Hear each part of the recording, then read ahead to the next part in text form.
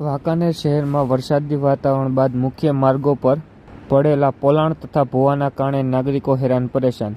બાબતે પ્રાપ્ત માહિતી મુજબ સામાન્ય રીતે વરસાદી વાતાવરણ મુખ્ય માર્ગો અને અન્ય જગ્યા પર જમીન ધસી જતા પોલાણ તથા ભૂવા પડવાના બનાવો સામે આવતા હોય છે. ત્યારે વાંકાનેર શહેરમાં ઓગસ્ટ મહિનામાં પડેલા અતિભારે વરસાદ બાદ મુખ્ય માર્ગો પર પોલાણ સર્જાવા તથા ભૂવા પડવાના બનાવો સામે આવ્યા છે. જેમાં તાજેતરમાં જ શહેરમાં સીસીટીવી નાખવાની કામગીરી હાથ ધરવામાં આવી હોય, જેના ખોદાણ કામ બાદ પુરાણ કામગીરીમાં કોન્ટ્રાક્ટર દ્વારા લોલમલોલ ચલાવાતા વરસાદી વાતાવરણ બાદ તમામ જગ્યાએ મસમોટા ગાબડા અને પોલાણ સામે આવ્યા છે.